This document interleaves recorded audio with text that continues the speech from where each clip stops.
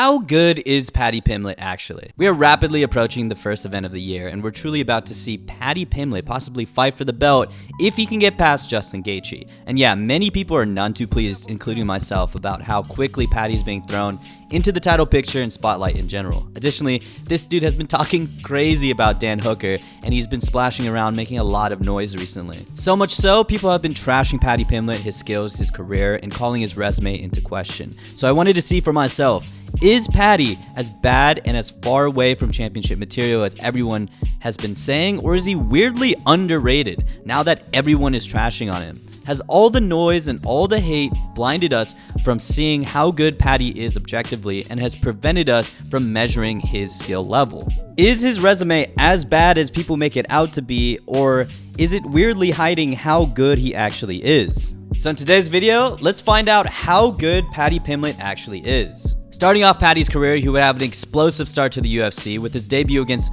Luigi Vendramini. And I remember during this time, this clip was everywhere on social media. And his debut on YouTube has 11 million views, the most I've seen on any debut and one of the most I've seen on any UFC fight, period. He was coming in already super hyped because he, of course, had his Scouse accent, his Scouse bowl cut, and a really fun fighting style. But it was a messy start for Paddy. He took a giant left hook and then got taken down, but Paddy would quickly recover and make the adjustments in the same round, eventually caught Luigi with a giant right hand and a couple follow-ups afterwards to knock him out for good. Paddy's second fight was against Kazula Vargas on home turf in London, and again, he would have a bad start as he got caught with a right hand in an early blitz from Vargas, would shoot, get stuffed, and end up on bottom. But Paddy would get his get back by getting back up, getting his own takedown, which quickly led to Paddy getting his back and securing a rear naked in the first. Paddy's third fight was against Jordan Levitt, and again, not the best start for Paddy as Levitt came in with the offensive wrestling and forward pressure and started to take down Paddy multiple times. Second round, Levitt tried to continue that success, but in a takedown attempt, Paddy used this kind of like ninja choke, Darce choke with the head and arm, which led to Paddy taking the back quickly and securing the rear naked even quicker. Paddy's first three fights showed a lot. It showed that he was really exciting as advertised. He had very elite jiu-jitsu, could use said jiu-jitsu to find the back and get finishes early, and in his back pocket he still had explosive power and potential in the striking department. But what these three fights also showed was Paddy's lack of striking awareness and his tendency to keep his chin high in the pocket without the reaction time or head movement to prevent what was coming. He had to survive a lot of early adversity, but granted, he always quickly made the adjustment and got the finish. And if you think he can make the adjustment, come next week, I got a word from my sponsor. The UFC drought is finally almost over. Towards the end of January, of course, we're going to have UFC 324 and UFC 325 back-to-back. Diego Lopez versus Volkanovski on the latter card, and then Justin Gaethje versus Paddy Pimblett in the card before. Super fun. And right now, what's also really exciting is that new customers on DraftKings can just bet $5 and get $300 in bonus bets if your bet wins. Minimum minus 500 odds required. Download the DraftKings Sportsbook app now today. Use my promo code TJLovesFights when signing up. And you can stay in on the action and use those bonus bets on DraftKings same-game parlays for a shot at an even bigger payout. Combine multiple bets together from the same fight. And if you love the thrill of live betting, DraftKings has got you covered, as you can bet on star player props and in-progress fights right as they happen, making watching the matches that more exciting. If sports betting is not yet available in your state, don't worry. You can still join in on all the fun with DraftKings Pick 6 and have the shot to win cash prizes. Download the DraftKings Sportsbook app now. New customers use my promo code TJLovesFights and turn $5 into $300 if your bet wins. Paid instantly in bonus bets. The crown is yours. That's promo code TJLovesFights only at DraftKings Sportsbook.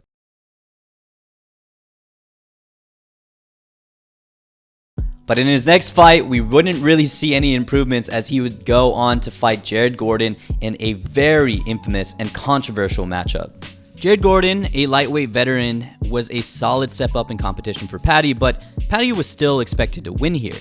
And again, Paddy was off to a bad start as Jared Gordon caught him with an early big left hook coming in and didn't learn his lesson a couple seconds after as he got caught again with the same left hook coming in again, which looked to hurt Paddy and sent him on the back foot. And that was basically the story of the first round, with Gordon catching Paddy with big counters while he tried to come in and blitz. The first round ended with Paddy's takedown attempt getting stuffed and him on the bottom after this scramble, with Gordon landing a big right hand on the ground.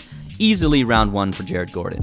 Gordon came out to round 2 with a lot of forward pressure and both guys landing. Eventually, Gordon got into this takedown attempt to which Paddy obliged to try to get the submission. That didn't work, which led to Gordon getting control again in the clinch, and on the break he landed big, which put Paddy back on the cage. Paddy would get out and land some bombs on the break and end the round very strong. Much better for Paddy and super close round to score, but I still think I would give it to Gordon because he landed the bigger shots throughout the round, even though Paddy closed the round well. Gordon went straight to the wrestling in the opening of round 3. Nothing really happened in this last round, with mostly Gordon pushing Paddy to the cage. With a brief moment, they broke and Gordon getting a big left hook here. He finally gets the takedown in the last minute of the fight, which leads to a scramble and Paddy getting the back, but it was too little too late. Not much strikes in this round. It was mostly Gordon controlling Paddy on the cage, but in my opinion, of the big strikes landed in this round, I thought it came from Gordon. So for scoring this round by damage, I think it goes to Jared Gordon. So all in all, there is a solid case Jared Gordon won this fight by all 3 rounds, with maybe the second round going to Paddy Pimblett. And when I was watching this live on pay-per-view, I remember thinking it wasn't a question of who won, it was a question of whether or not this was a clean sweep by Jared Gordon. But I guess we were all wrong, as the judges would read out a unanimous decision for Paddy Pimblett with all judges going 29-28. This shit did not make sense. What was crazy was that not only did one judge give Paddy the first round, 2 judges gave Paddy Pimblett the first round, when Jared Gordon clearly landed the bigger shots. Second round, no one gave Gordon, which is insane because Paddy really did only good in the last 30 seconds of this round. And then the third, which I thought was a pretty clear Gordon round, still one judge gave it to Paddy Pimblett.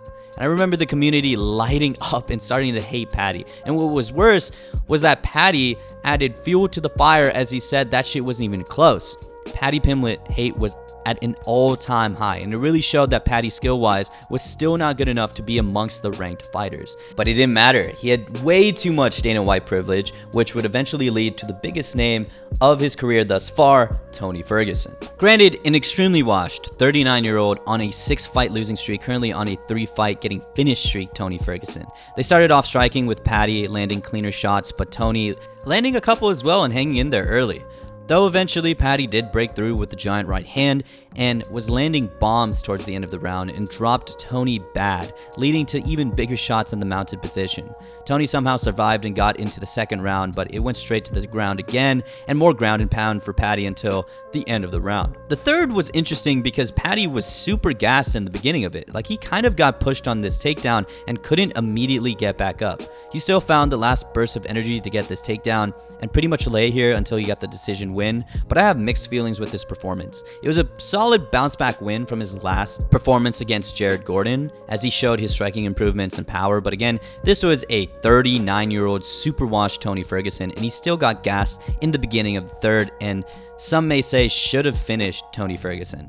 Paddy's next fight was also super weird. It was against Bobby Green, or should I say King Green, who was also 37 at this point, but not as washed as Tony, as he was coming off of a war and win against Jim Miller, and before getting knocked out by Jalen Turner, he KO'd Grant Dawson and submitted Tony Ferguson. But despite these solid wins, the King would blunder bad by practically giving Paddy his neck on this takedown and leading to the guillotine attempt, which Paddy would transition to a triangle and a good night's sleep for the King.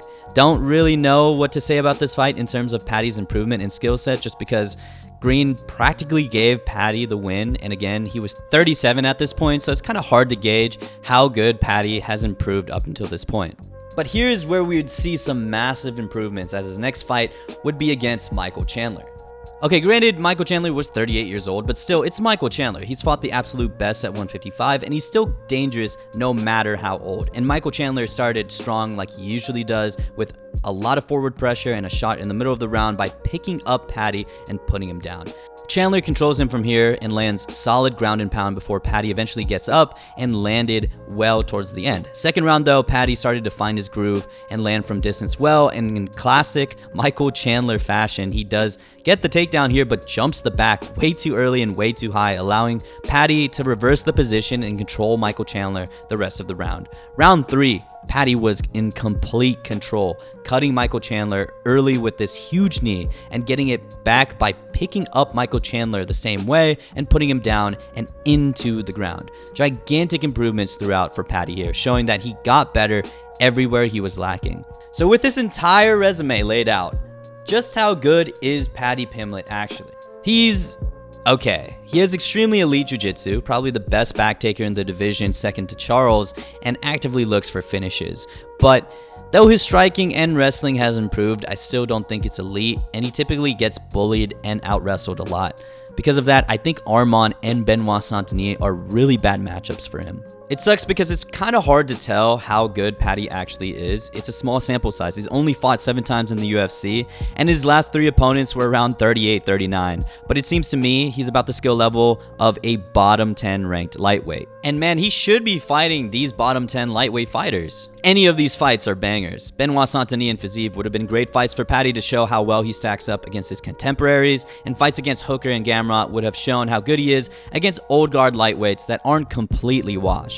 But instead, we're possibly getting him leapfrogged past Max, Charles, and Arman, who I would think would beat the bricks out of Paddy right now. So is he championship material? Hell no. Is he okay and gives some problems to some of the top guys? Yeah. But anyways, what do you guys think about Paddy Pimblett? How good do you think he is? How well is he going to do against Justin Gaethje? And if he does beat Justin Gaethje, how well does he do against Ilia Topuria or any of the top lightweights like Max Holloway, Charles Oliveira, or Arman Tsarukyan? Anyways, what do you guys think, again, about Paddy Pimblett? Thank you guys for watching and always supporting. I'll see you in the next one. Peace.